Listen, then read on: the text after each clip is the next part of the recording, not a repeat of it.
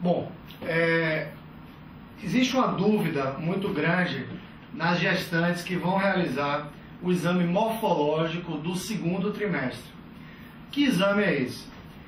Quando o bebê chega a 18 semanas, mais ou menos, é possível a gente identificar uma série de órgãos internos do feto, assim como também externamente, que a gente tem uma sensibilidade, uma taxa de detecção de alterações, de anomalias fetais em torno de 85% a 90%.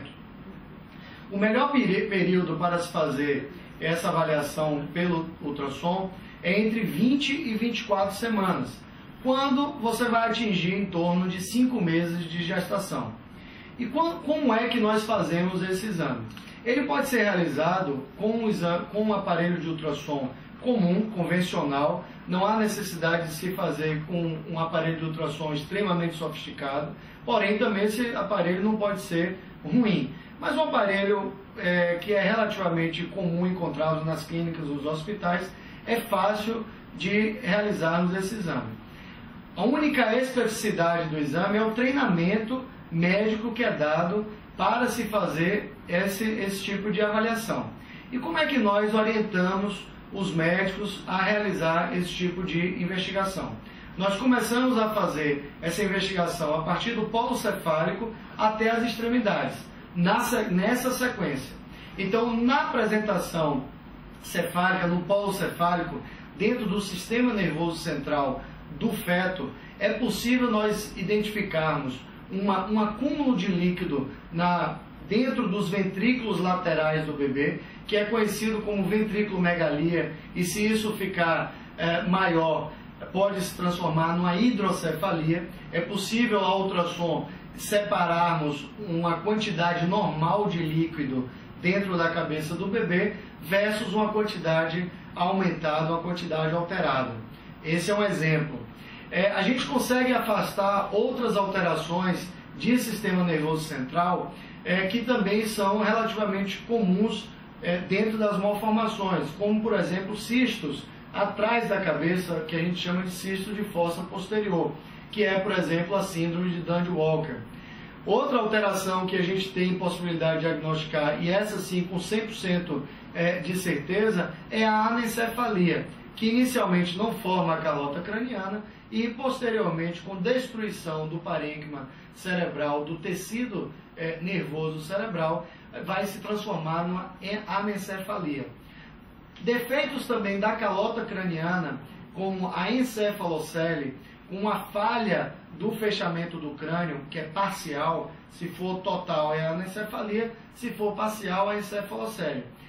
Defeitos também de malformações do sistema nervoso central, que você tem substituição do parênquima cerebral por líquido, que nós temos a hidranencefalia, nós temos o cisto porencefálico, a esquisencefalia, a holoprosencefalia, também é possível diagnosticarmos na avaliação morfológica. De forma que o sistema nervoso central, de maneira muito simples e muito prática, nós conseguimos treinar os médicos para fazer essa avaliação e afastar todas essas malformações.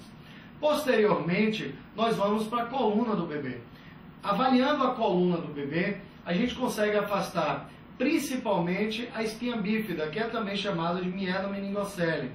Também afastamos teratomas e também afastamos defeitos de alinhamento, como a cifoescoliose. Avaliamos também a face do feto, olhamos as órbitas, olhamos os cristalinos, nariz, o osso nasal, as narinas, o lábio, o palato, mandíbula. Então toda a face do bebê a gente consegue diagnosticar normalidade ou alguma alteração da anatomia. Frente a um bebê com o segmento cefálico normal, coluna normal, nós vamos descer o corte para o pescoço e tórax.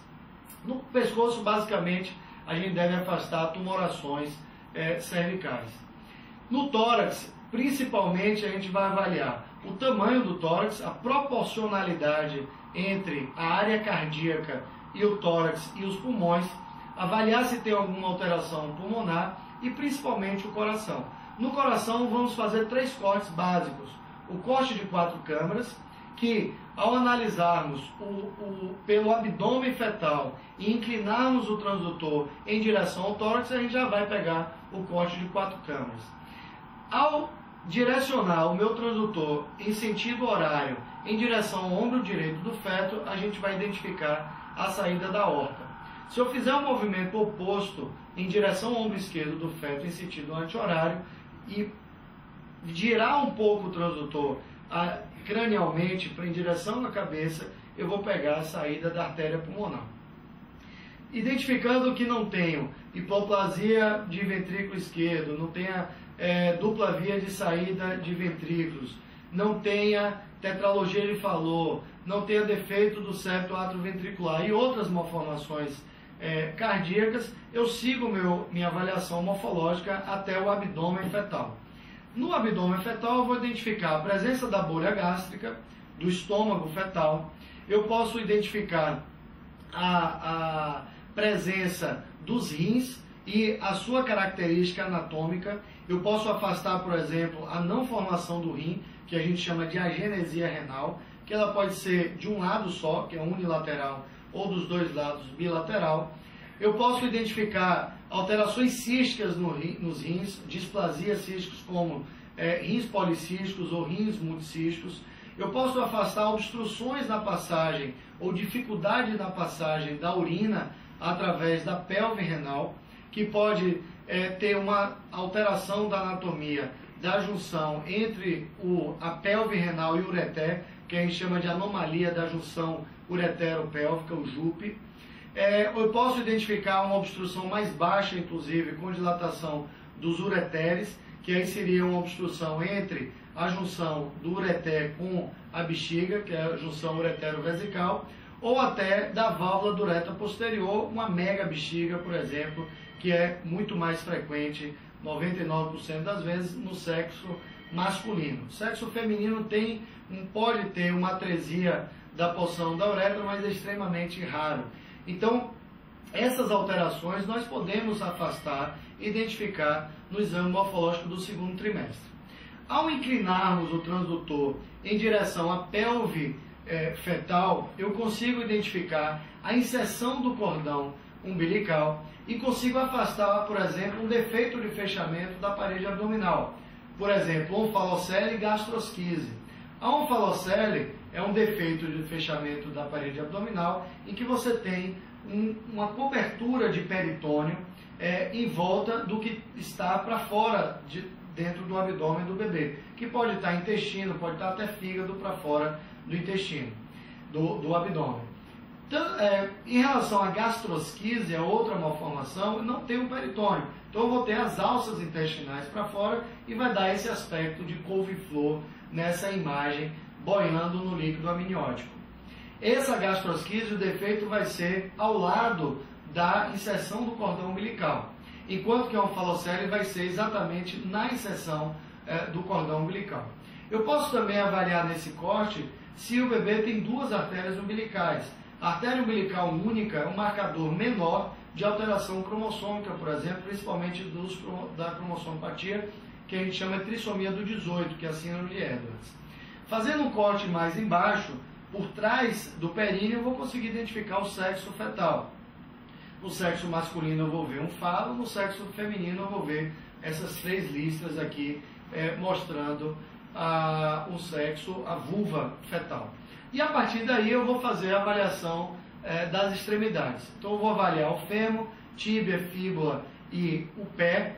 Alinhado com a perna, eu afasto um pé torto congênito com esse corte, ou então eu vou ver a planta do pé. Se eu estou vendo a planta do pé e não estou vendo a perna, eu também consigo afastar o pé torto congênito. Em relação aos membros superiores, eu vou seguir da coluna, escápula, húmero, rádio una e mãos, vou contar os dedos e posso afastar, por exemplo, polidactilia, sindactilia, clinodactilia, que são alterações de extremidades. Essa avaliação de extremidades também vai ser importante para afastar displasias esqueléticas.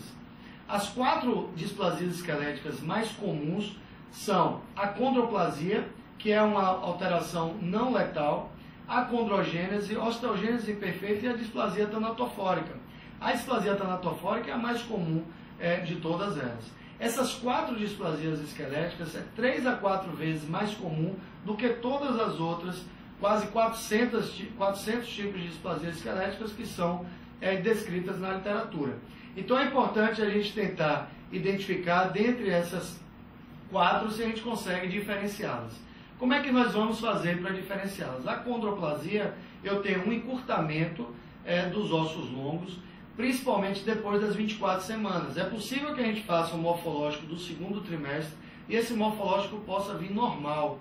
E só após 24 semanas esse feto começa a aparecer o encurtamento dos ossos longos. Eu tenho também um aumento da circunferência cefálica e posso ter também outras malformações associadas. Mas principalmente são essas características na acondroplasia. E o encurtamento não é tão grave como nas letais. Eu não tenho fratura, não tenho fêmur em telefone, um formato encurvado. Na displasia tanatofórica, eu tenho 2 tipos. Eu tenho o tipo 1, que é o fêmur em telefone, que é um encurvamento do fêmur, que é característico. E os ossos são extremamente encurtados.